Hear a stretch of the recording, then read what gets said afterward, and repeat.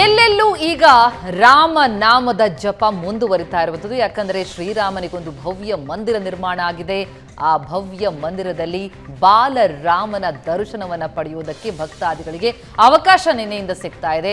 ಹಾಗಾಗಿ ಅವಕಾಶ ಸಿಕ್ಕದ್ದೇ ತಡ ನಿನ್ನೆಯಿಂದಲೇ ಬಹಳ ದೊಡ್ಡ ಸಂಖ್ಯೆಯಲ್ಲಿ ಭಕ್ತರ ನೂಕುನುಗ್ಗಲು ಅಯೋಧ್ಯೆಯಲ್ಲಿ. ಮೊದಲ ದಿನ 5 ಲಕ್ಷ ಭಕ್ತರಿಂದ ಅಯೋಧ್ಯೆಯಲ್ಲಿ ಶ್ರೀರಾಮನ ದರ್ಶನ ಆಗಿದೆ. ಮೈ ಕೊರೆಯುವ ಚಳಿ ಇದೆ.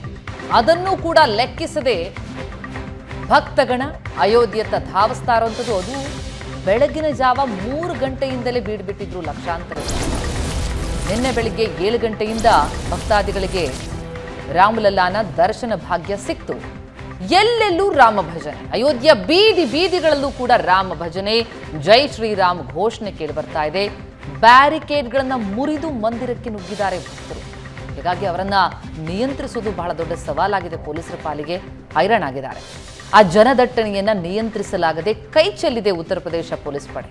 ಸದ್ಯಕ್ಕೆ ಅಯೋಧ್ಯೆಗೆ ಬರಬೇಡಿ ಅಂತ ಸ್ಥಳೀಯ ಜಿಲ್ಲಾಡಳಿತ ಕೇಳ್ಕೊಳ್ತಾ ಇರುವಂಥದ್ದು. ಅಯೋಧ್ಯೆಯಲ್ಲಿ ವೈಮಾನಿಕ ಸಮೀಕ್ಷೆ ಕೂಡ ನಡೆಸಿದ್ರು ಸಿಎಂ ಯೋಗಿ ಆದಿತ್ಯನಾಥ್. ದೃಶ್ಯಗಳನ್ನು ನೋಡ್ತಾ ಇದ್ದೀವಿ.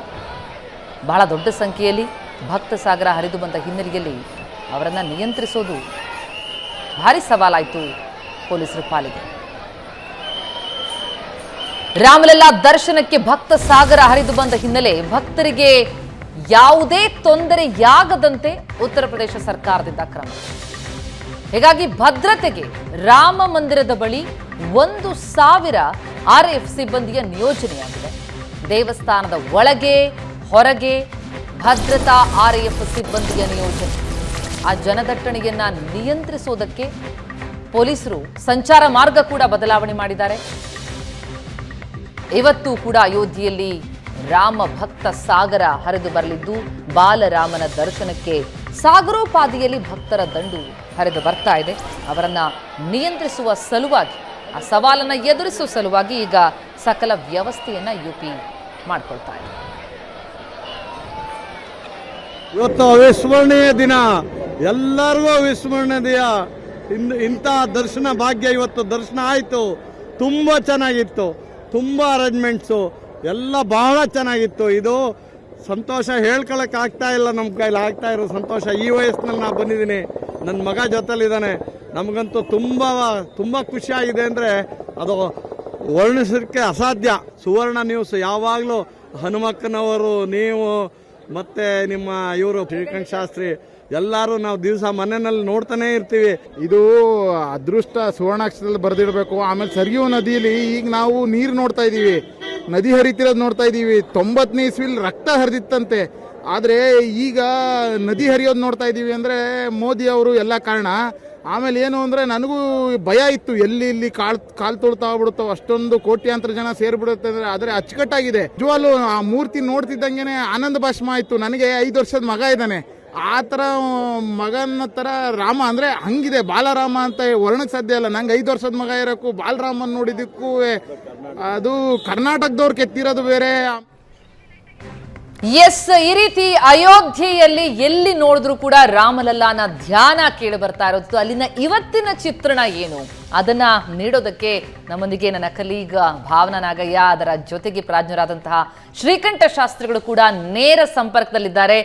ಎಸ್, ಗಮನಿಸ್ತಾ ಇದ್ದೀವಿ, ಭಾರಿ ಚಳಿ ಇದೆ. ಶಾಸ್ತ್ರಿಗಳೇ, ಇಂತಹ ಚಳಿಯಲ್ಲೂ ಕೂಡ ಭಕ್ತ ಸಾಗರದ ಭಕ್ತಿಯ ಪರಾಕಾಷ್ಠೆ ಮಾತ್ರ ಅಲ್ಲಿ ಕಡಿಮೆ ಆಗದೆ ಇಲ್ಲ ಇರುವಂತಹ ಲಕ್ಷಣಗಳು ಸ್ಪಷ್ಟವಾಗಿ ಗೋಚರ ಆಗ್ತಾ ಇರುವಂಥದ್ದು ಇವತ್ತು ಹೇಗೆ ಕಂಡು ಬರ್ತಾ ಇದೆ? ತಾವು ಕೂಡ ರಾಮಲಲ್ಲಾನ ದರ್ಶನವನ್ನ ಪಡೆದು ಬಂದಿದ್ದೀರಿ. ಹೇಗೆ ಅನಿಸ್ತಾ ಇದೆ ಅಯೋಧ್ಯೆ ಈಗ ಅಂತ? ಅಯೋಧ್ಯೆ ಮೋಕ್ಷಪುರಿ ಅಂತ ಕರೀತಾರೆ ಅದನ್ನು. ಅಯೋಧ್ಯ, ಮಥುರಾ, ಮಾಯಾ, ಕಾಶಿ, ಕಾಂಚಿ, ಅವಂತಿಕಾ, ಪುರಿ, ದ್ವಾರಾವತಿ ಚೈವ ಸಪ್ತೈತೆ ಮೋಕ್ಷದಾಯಕ ಅಂತ. ಅದರಲ್ಲಿ ಮೋಕ್ಷ ಕ್ಷೇತ್ರಗಳು 7 ಇದ್ದಾವೆ. ಅದರಲ್ಲಿ ಪ್ರಪ್ರಥಮವಾಗಿರ್ತಕ್ಕಂಥದ್ದೇ ಅಯೋಧ್ಯ ಅಂತ. ಅಂಥ ಅಯೋಧ್ಯೆಗೆ ಬಂದಂಥ ಜನರಿಗೆ ಈಗ ಏನಾಗ್ತಾ ಇದೆಯಪ್ಪ ಅಂದರೆ ಮೋಕ್ಷ ಸಿಕ್ಕಿದೆ ಅಂತ ಅನ್ನಿಸ್ತಾ ಇದೆ. ಯಾಕೆಂದರೆ ಅವರು ಬರ್ತಾ ಇರ್ತಕ್ಕಂಥ ಉತ್ಸಾಹ ಇದೆಯಲ್ಲ, ಆ ಭಕ್ತಿಯ ಭಾವೋತ್ಸಾಹ ಇದೆಯಲ್ಲ, ಅದು ನೋಡಿ ಬೆಳಗಿನ ಜಾವ ಈಗಲೂ ಫಾಗ್ ಹೇಗಿದೆ ಅಂದರೆ 8 ಡಿಗ್ರಿ ಇದೆ ಇಲ್ಲಿ. ಈಗ ನಿಮಗೆ ಮಾತಾಡ್ಲಿಕ್ಕೂ ಕಷ್ಟ ಆಗುತ್ತೆ, ಗಡಗಡ ಅಂತ ಇದೆ. ಆ ರೀತಿಯ ವಾತಾವರಣ. ಆದರೆ ಭಕ್ತರು ಇದು ಯಾವುದನ್ನು ಲೆಕ್ಕಿಸದೆ ರಾಮನ ದರ್ಶನ ಮಾಡಬೇಕು, ರಾಮನನ್ನ ಕಣ್ತುಂಬಿಕೊಳ್ಬೇಕು, ಅಷ್ಟೇ ಅವರ ಉದ್ದೇಶವಾಗಿದೆ. ಆ ರೀತಿಯಲ್ಲಿ ಭಕ್ತ ನೋಡ್ತಾ ಇದ್ದೀರಾ ತಾವು ಈ ಹಿಂದೆ ಗಮನಿಸ್ಬೋದು ಕ್ಯೂ ಎಷ್ಟರ ಮಟ್ಟಿಗಿದೆ ಅಂತಂದ್ರೆ, ನೀವು ನೋಡಿ ಅವ್ರನ್ನ ನಿಯಂತ್ರಿಸೋದಕ್ಕೆ ಪೊಲೀಸರ ದಂಡು ಹರಸಾಹಸ ಮಾಡ್ತಾ ಇದೆ. ಸಾಕಷ್ಟು ಬದಲಾವಣೆಗಳನ್ನು ಮಾಡಿಕೊಂಡಿದೆ. ತುಂಬ ವ್ಯವಸ್ಥಿತವಾಗೂ ಮಾಡ್ತಾ ಇದ್ದಾರೆ ಪಾಪ. ತುಂಬ ಕಷ್ಟವಾದರೂ ಕೂಡ ನೋಡಿ, ನಾನು ಗಮನಿಸಿದ ಹಾಗೆ ಸ್ವಚ್ಛತೆ ಬಗ್ಗೆ ತೆಗೆದುಕೊಂಡಂತಹ ಕ್ರಮಗಳು ಒಂದು, ಮತ್ತೆ ಜನ ಹೋಗುವಾಗ ಯಾವುದೇ ತೊಂದರೆ ಆಗಬಾರ್ದು. ವಸ್ತುತಃ ಇಲ್ಲಿ ಕಾಮಗಾರಿ ನಡೀತಾ ಇದೆ, ಇನ್ನೂ ದೇವಸ್ಥಾನ ಪೂರ್ಣ ಆಗಿಲ್ಲ ಅಲ್ವಾ, ನಡೀತಾ ಇದೆ. ಆದರೆ ಯಾವುದೇ ತೊಂದರೆಗಳು ಭಕ್ತಾದಿಗಳ ದರ್ಶನಕ್ಕೆ ಆ ತೊಂದರೆ ಆಗ್ತಾ ಇಲ್ಲ. ಸರಾಗವಾಗಿ ಸಾಗ್ಲಿಕ್ಕೆ ಅನುಕೂಲ ಆಗ್ತಾ ಇದೆ ಪಾಪ ಅವರಿಗೆ. ಆ ಥರದ ರೀತಿಯಲ್ಲಿ ಈ ಒಂದು ಸರ್ಕಾರ ತುಂಬ ಚೆನ್ನಾಗಿ ಇದನ್ನು ನಿಭಾಯಿಸ್ತಾ ಇದೆ ಅಂತ ಖಂಡಿತ ಹೇಳ್ಬೋದು. ಅದರಲ್ಲಿ ಯಾವುದೇ ಸಂಶಯ ಇಲ್ಲ. ಬಂದ ಭಕ್ತಾದಿಗಳು ಯಾವುದೇ ರೀತಿಯ ತೊಂದರೆಯನ್ನು ಅನುಭವಿಸಲ್ಲ. ಕ್ಯೂ ಒಂದು ಅವರಿಗೆ ಹಿಂಸೆ ಅನ್ನೋದು ಬಿಟ್ಟರೆ, ಅಷ್ಟೊತ್ತು ಕ್ಯೂ ಅಂದರೆ ಕಿಲೋಮೀಟರ್ ಗಟ್ಟಲೆ ಕ್ಯೂ ಇದೆಯಲ್ಲ, ಅದೊಂದು ಬಿಟ್ಟರೆ ಇನ್ನೇನು ಇಲ್ಲ. ಆರಾಮಾಗಿ ಅವ್ರು ಹೋಗಿ ರಾಮ ದರ್ಶನವನ್ನ ಮಾಡ್ಕೊಳ್ಬಹುದು. ಶಾಸ್ತ್ರಿಗಳೇ, ಸರಾಸರಿ ಎಷ್ಟೊತ್ತು ಹಿಡಿಯುತ್ತೆ ಈಗ? ನೋಡ್ತಾ ಇದ್ದೀರಾ ನೀವು ಭಕ್ತ ಶಾಸ್ತ್ರಿಗಳೇ, ಈ ಬೆಳಗಿನ ಹೊತ್ತು ಸರಾಸರಿ ಎಷ್ಟು ಸಮಯ ತೆಗೆದುಕೊಳ್ಳುತ್ತೆ ದರ್ಶನಕ್ಕೆ? ಆಮೇಲೆ ಕ್ಯೂ ವ್ಯವಸ್ಥೆ, ಆ ರೀತಿ ಏನೇನು ವ್ಯವಸ್ಥೆಯನ್ನ ಮಾಡಲಾಗಿದೆ? ಯಾಕಂದ್ರೆ ಒಂದೇ ಒಂದು ಕಾರಿಡಾರ್ ಇದೆ, ಅದೇ ಕಾರಿಡಾರ್ ಮೂಲಕ ಎಲ್ಲರೂ ಹೋಗಬೇಕು. ಚಿತ್ರಣ ಹೌದು ಹೌದು ಹೌದು ನೆನ್ನೆ ಚಿತ್ರಣ ಬೇರೆ ತರ ಇತ್ತು. ಇವತ್ತು ಸಾಕಷ್ಟು ಬದಲಾವಣೆ ಮಾಡಿಬಿಟ್ಟಿದ್ದಾರೆ. ಎರಡು ಲೈನನ್ನು ಮಾಡಿದ್ದಾರೆ. ಈಗ 2 ಲೈನು ಸರಾಗವಾಗಿ ಹೋಗ್ಲಿಕ್ಕೆ ಅವಕಾಶ ಇದೆ. ನೆನ್ನೆ ಹಾಗಲ್ಲ, ಸುಮಾರು 4-5 ಲೈನ್ಗಳು, 8-10 ಲೈನ್ಗಳು ಹೀಗಾಗ್ಬಿಡ್ತಾ ಇತ್ತು. ಜನ ಬಂದಿದ್ದು ಅವ್ರಿಗೂ ಗೊತ್ತಾಗ್ತಾ ಇರಲಿಲ್ಲ ಯಾವ್ಯಾವ ಥರ ಜನ ನುಗ್ಗಿ ಬರ್ತಾ ಇದ್ದಾರೆ ಅಂತ. ಆದರೆ ರಾತ್ರಿ ಬೆಳಗಾಗುವುದರೊಳಗೆ ಸಾಕಷ್ಟು ಬದಲಾವಣೆ ಮಾಡಿದೆ. ಸುಮಾರು 1-2 ಗಂಟೆಗಳೊಳಗೆ ನಿಮಗೆ ದರ್ಶನ ಆಗುತ್ತೆ. ಅಲ್ಲಿ ದರ್ಶನಕ್ಕೆ ಹೋಗುವಾಗಲೂ ಯಾವುದೇ ತೊಂದರೆಗಳಿಲ್ಲ. ನಿಮಗೆ ಸಾಗ್ತಾ ಇರುತ್ತೆ ಕ್ಯೂ, ಒಂದು ಕಡೆ ನಿಲ್ಲೋ ಹಾಗಿಲ್ಲ, ಸುಮ್ಮನೆ ಸಾಗ್ತಾ ಇರುತ್ತೆ, ಆರಾಮ್ಸೆ ದರ್ಶನ ಮಾಡಬಹುದು. ಆ ರೀತಿಯಲ್ಲಿದೆ. ಶಾಸ್ತ್ರಿಗಳೇ, ನಾನು ಕೇಳ್ಪಟ್ಟೆ ನಿನ್ನೆ ನೀವು 3-4 ಗಂಟೆಗಳು ಕಾದ ನಂತರ ನಿಮಗೆ ದರ್ಶನ ಆಯಿತು ಅಂತಕ್ಕಂಥದ್ದು. ನೀವು ತುಂಬ ಧರ್ಮವನ್ನು, ಶಾಸ್ತ್ರಗಳನ್ನು ಓದಿಕೊಂಡವರು. ಮೊದಲ ದರ್ಶನದ ನಂತರ ಏನು ಅನ್ನಿಸ್ತು ಶಾಸ್ತ್ರಿಗಳಿಗೆ?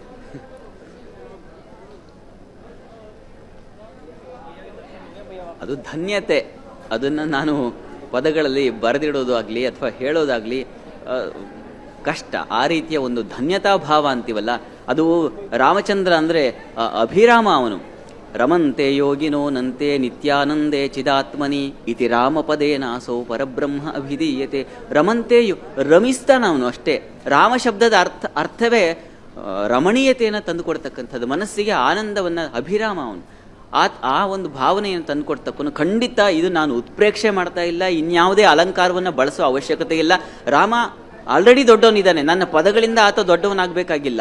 ಆದರೆ ದರ್ಶನವಾದವರಿಗೆ, ಅವರು ಎಂಥವರೇ ಆಗಿರಲಿ, ಅವರಿಗೊಂದು ನಿರಾಳತೆ. ಹೇಳಿದ್ನಲ್ಲ ಮೊದಲಿಗೆ ನಾನು, ಮೋಕ್ಷಪುರಿ, ಅದು ರಾಮನ ದರ್ಶನವಾದ ಕೂಡಲೇ ಮೋಕ್ಷ ಸಿಕ್ತು ಅಂತಲೇ ಅರ್ಥ. ಮೋಕ್ಷ ಇನ್ನೆಲ್ಲೋ ಸತ್ತ ಮೇಲೆ ಇಲ್ಲ, ಈಗ ಜೀವನ ಮುಕ್ತಿ ಅಂತೀವಲ್ಲ, ಅದು ರಾಮನ್ ನೋಡಿದ್ರೆ ಆಗುತ್ತೆ, ಅದರಲ್ಲಿ ಸಂಶಯವೇ ಇಲ್ಲ. ನಿಜ ನಿಜ. ಎಸ್, ಹಾಗೇನೆ ನನ್ನ ಕೊಲಿಗ್ ಭಾವನಾ ಕೂಡ ಇದ್ದಾರೆ. ಭಾವನಾ, ಇವತ್ತು ಆ ಚುಮು ಚಳಿಯಲ್ಲಿ ಭಕ್ತರ ದಂಡು ಬಹಳ ದೊಡ್ಡ ಸಂಖ್ಯೆಯಲ್ಲಿ ಮತ್ತಷ್ಟು ಅಯೋಧ್ಯೆಯತ್ತ ಧಾವಿಸ್ತಾ ಇರುವಂತೆ ಕಂಡು ಬರ್ತಾ ಇರುವಂತದ್ದು. ಅಲ್ಲಿನ ಚಿತ್ರಣವನ್ನ ಮತ್ತಷ್ಟು ನಮಗೆ ಕೊಡೋದಾದ್ರೆ, ಭಕ್ತಾದಿಗಳಿಗೆ ಏನಂತಾರೆ, ಅವರ ಅಭಿಪ್ರಾಯವನ್ನ ನಮ್ಮೊಂದಿಗೆ ಹಂಚ್ಕೊಳ್ಳೋದಾದ್ರೆ? ಪ್ರತಿಮಾ, ನಾನು ಹ್ಯಾಂಡ್ ಗ್ಲೌಸ್ ಹಾಕ್ಕೊಂಡಿದ್ದೀನಿ, ವಾರ್ಮರ್ಸ್ ಯೂಸ್ ಮಾಡ್ತಿದ್ದೀನಿ, ಇಯರ್ ಕಫ್ಸ್ ಯೂಸ್ ಮಾಡ್ತಾ ಇದ್ದೀನಿ. ನಮ್ಮ ಕ್ಯಾಮ್ರಾಮನ್ ನಿಮಗೆ ತೋರಿಸ್ತಾರೆ. ಪ್ರತಿಯೊಬ್ಬರು ಕೂಡ ಬಹಳಷ್ಟು ಜನ ಬರಿಗಾಲಲ್ಲಿ ಬರ್ತಾ ಇದ್ದಾರೆ, ನಡ್ಕೊಂಡು ಬರ್ತಾ ಇದ್ದಾರೆ, ಕಿಲೋಮೀಟರ್ ಗಟ್ಟಲೆಯಿಂದ ನಡ್ಕೊಂಡು ಹೋಗ್ತಾ ಇದ್ದಾರೆ. ಭಕ್ತಿಯ ಪರಾಕಾಷ್ಠೆ ಎಷ್ಟಿದೆ ಅನ್ನೋದನ್ನ ನೀವು ಅಂದಾಜು ಮಾಡಬಹುದು. ಬಹಳಷ್ಟು ಜನ ಇಲ್ಲಿ ವಯೋವೃದ್ಧರಾದಿಯಾಗಿ ನಡೆಯೋದಕ್ಕೆ ಸಾಧ್ಯ ಇಲ್ಲದೆ ಇರೋರು ಕೂಡ ಕೋಲಿನ ಆಸರೆ ತಗೊಂಡು ಒಳಗಡೆ ಹೋಗ್ತಾ ಇದ್ದಾರೆ. 7ರಿಂದ 8 ಡಿಗ್ರಿ ಇದೆ ಪ್ರತಿಮಾ. ಇಲ್ಲಿ ನಿಲ್ಲೋದಕ್ಕೆ ಸಾಧ್ಯ ಇಲ್ಲ, ಮಾತಾಡೋದಕ್ಕೆ ಸಾಧ್ಯ ಇಲ್ಲ. ಆದರೆ ಇವರ ಭಕ್ತಿ ನೋಡ್ತಾ ಇದ್ರೆ ಇಲ್ಲಿ ಏನೋ ಅನ್ನಿಸ್ತಾನೆ ಇಲ್ವೇನೋ, ಇವರಿಗೆ ಯಾವ ಚಳಿನೂ ಇವ್ರ ತಡೀತಾ ಇಲ್ವೇನೋ ಅಂತ ಅನ್ನಿಸ್ತಾ ಇದೆ. ನಿನ್ನೆಯ ದೃಶ್ಯ ಸ್ವಲ್ಪ ಆತಂಕ ಹುಟ್ಟಿಸಿದ್ದು ನಿಜ, ಬೆಳಗ್ಗೆಯಿಂದ ಮಧ್ಯಾಹ್ನದವರೆಗೆ ಪ್ರತಿಮಾ. ಯಾಕೆಂದ್ರೆ ಇಲ್ಲಿರೋ ಪೊಲೀಸರಿಗೂ ಅವರನ್ನ ಭಕ್ತಾದಿಗಳನ್ನ ಅರ್ಥ ಮಾಡ್ಕೊಳ್ಳೋದಕ್ಕೆ ಸ್ವಲ್ಪ ಸಮಯ ಬೇಕಾಯ್ತು. ಗೇಟ್ನ ಮುಂಭಾಗದಲ್ಲಿ ರಾಶಿ ಹಾಕೊಳ್ತಿದ್ರು ಜನರನ್ನ, ಒಟ್ಟಿಗೆ ಒಳಗೆ ಬಿಡ್ತಾ ಇದ್ರು. ನಮಗನ್ನಿಸ್ತಾ ಇತ್ತು ಇದು ವರ್ಕ್ ಆಗುತ್ತಾ ಅಂತ. ನಾವು ಮೇಲ್ಗಡೆಯಿಂದ ಟಾಪ್ ವ್ಯೂನಿಂದ ಕೂಡ ನಿಮಗೆ ನಿನ್ನೆ ನಮ್ಮ ವೀಕ್ಷಕರಿಗೆ ತೋರಿಸಿದ್ವಿ ಯಾವ ರೀತಿ ಜನ ತುಂಬಿಕೊಂಡಿದ್ದಾರೆ, ಸಾಗ್ತಾ ಇದ್ದಾರೆ ಅಂತ. ಇಟ್ಸ್ ನಾಟ್ ಗೋನ್ ವರ್ಕ್ ಅಂತ ಅನ್ಸಿತ್ತು ಪ್ರತಿಮಾ. ಅದು ಟೀಮ್ಗೂ ಅರ್ಥ ಆಗಿದೆ, ಅಂದ್ರೆ ಇಲ್ಲಿನ ಭದ್ರತಾ ಸಿಬ್ಬಂದಿಗೂ ಅರ್ಥ ಆಗಿದೆ. ನಾವು ಸಾಯಂಕಾಲ ನಾನು ಮತ್ತು ನಮ್ಮ ಕ್ಯಾಮ್ರಾಮನ್ ಮಂಜು ದರ್ಶನಕ್ಕೆ ಅಂತ ಒಂದು 6 ಗಂಟೆ 6:30 ಹೊತ್ತಿಗೆ ಬಂದಾಗ ವ್ಯವಸ್ಥೆ ಪೂರ್ತಿ ಬದಲಾಗ್ಬಿಟ್ಟಿತ್ತು. 2 ಲೈನ್ಗಳನ್ನ ಮಾಡಿದ್ರು. ಈಗ ಇಲ್ಲಿ ನೀವು 1 ಲೈನ್ ನೋಡ್ತಾ ಇದ್ದೀರಾ, ಮುಂದಕ್ಕೆ ಹೋದ್ರೆ 2 ಲೈನ್ ಇರುತ್ತೆ. ಭದ್ರತಾ ಸಿಬ್ಬಂದಿ ಯಾವ ರೀತಿ ವ್ಯವಸ್ಥೆ ಮಾಡಿದ್ದಾರೆ ಅನ್ನೋದನ್ನ ನೀವು ನೋಡ್ತಾ ಇದ್ದೀರಾ. ಸಿಂಗಲ್ ಲೈನ್ ಇಲ್ಲಿಂದ ಪಾಸ್ ಆಗತ್ತೆ, ಮುಂದೆ 2 ಲೈನ್ ಆಗಿ ಡಿವೈಡ್ ಆಗತ್ತೆ. ವ್ಯವಸ್ಥೆ ನೋಡ್ತಾ ಇದ್ದೀರಾ.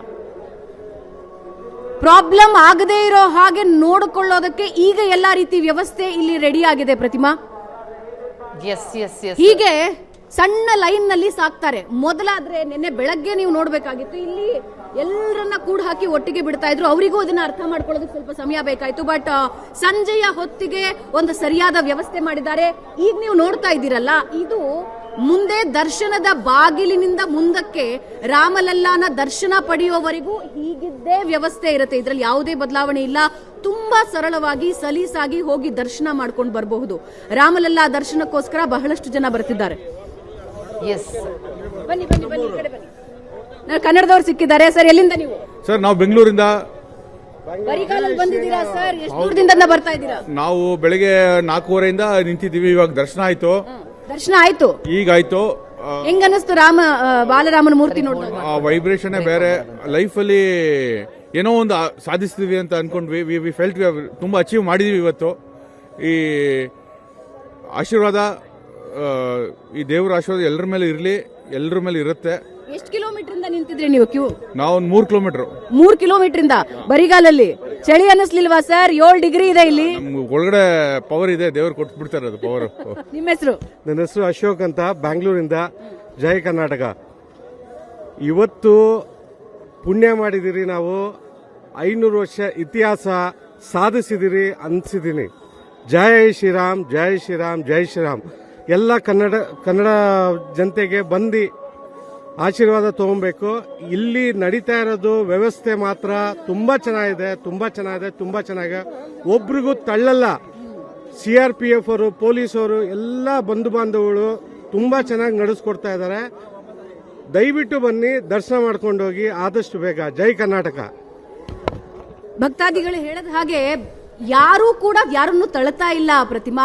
ಬಹಳ ಸಲೀಸಾಗಿ ಸುಂದರವಾಗಿ ಲಲ್ಲಾನ ದರ್ಶನ ಮಾಡಬಹುದಾಗಿದೆ. ವ್ಯವಸ್ಥೆ ಸಂಜೆಯ ಹೊತ್ತಿಗೆ ಕಂಟ್ರೋಲಿಗೆ ಬಂದಿದೆ. ಅವರಿಗೂ ಅರ್ಥ ಆಗಿದೆ ಹೆಂಗ್ ಬಿಡಬೇಕು ಅಂತ ಹೇಳಿ. ನಮಗ್ ಬೆಳಗ್ಗೆ ಅನ್ನಿಸ್ತಾ ಇತ್ತು ಇವರು ಒಂದ್ಸಲ ತಿರುಪತಿ ನೋಡ್ಕೊಂಡು ಬರಬೇಕಾಗಿತ್ತು, ಅಲ್ಲಿ ಯಾವ ರೀತಿ ವ್ಯವಸ್ಥೆ ಇದೆ ಅಂತ. ಆದ್ರೆ ಸಂಜೆಯ ಹೊತ್ತಿಗೆ ಇಲ್ಲಿನ ಸಿಬ್ಬಂದಿ ವರ್ಗಕ್ಕೆ ಅರ್ಥ ಆಗಿದೆ ಯಾವ ರೀತಿ ಜನರಿಗೆ ದರ್ಶನದ ವ್ಯವಸ್ಥೆ ಮಾಡಿಕೊಡ್ಬೇಕು ಅಂತ. ಬಹಳ ವೆರಿ ವೆರಿ ಸಿಂಪಲ್ ಆಗಿ ಹೋಗಿ ದರ್ಶನ ಮಾಡ್ಕೊಳ್ಬಹುದು. ಈ ಗೇಟ್ ನಿಂದ ಒಳಗೆ ಹೋಗಿ ದರ್ಶನ ಮಾಡ್ಕೊಂಡು ಬರೋದಕ್ಕೆ ಸುಮಾರು 1 ಗಂಟೆ ಅಂತೂ ತೆಗೆದುಕೊಳ್ಳುತ್ತೆ ಪ್ರತಿಮಾ. ಗೇಟ್ ನಿಂದ ಮುಂದಕ್ಕೆ ಸಾಗಬೇಕಂದ್ರೆ ಒಂದು 3/4 ಕಿಲೋಮೀಟರ್ ಇದೆ. ಅಲ್ಲಿ 2 ಸೆಕ್ಯೂರಿಟಿ ಚೆಕ್ ಪಾಯಿಂಟ್ಸ್ ಇದೆ. ಅಲ್ಲಿಂದ ಮುಂದಕ್ಕೆ ಹೋದ್ರೆ ಪರ್ಕೋಟ ಸಿಗುತ್ತೆ. ಬಹುಶಃ ಆ ಭದ್ರತಾ ವ್ಯವಸ್ಥೆ, ಬದಲಾದಂತಹ ವ್ಯವಸ್ಥೆ ಹೇಗೆ ಅಲ್ಲಿನ ಭಕ್ತರಿಗೆ ಅನುಕೂಲ ಆಗಿದೆ, ಅವರ ಅಭಿಪ್ರಾಯವನ್ನು ಕೂಡ ನಿಮ್ಮ ಮೂಲಕ ನಾವು ತಿಳ್ಕೊಳ್ಳೋ ಪ್ರಯತ್ನ ಮಾಡ್ತೀವಿ ಭಾವನಾ. ಹಾಗೆ ಶಾಸ್ತ್ರಿಗಳೇ, ನಿಮ್ಮಿಂದಲೂ ಕೂಡ ಇನ್ನಷ್ಟು ಮಾಹಿತಿಯನ್ನ ಪಡಿತೀನಿ. ಒಂದು ಪುಟ್ಟ ಬ್ರೇಕ್ನ ಸಮಯ ಆಗ್ತಾ ಇದೆ. ಬ್ರೇಕ್ ಆದ್ಮೇಲೆ ನ್ಯೂಸ್ ಅವರ್ ಮಾರ್ನಿಂಗ್ ಎಡಿಷನ್ ಮುಂದುವರಿಯುತ್ತೆ.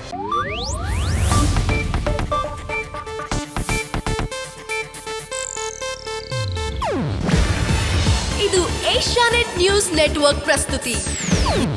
ನೀವು ನೋಡ್ತಿದ್ದೀರಾ ಏಷ್ಯಾನೆಟ್ ಸುವರ್ಣ ನ್ಯೂಸ್.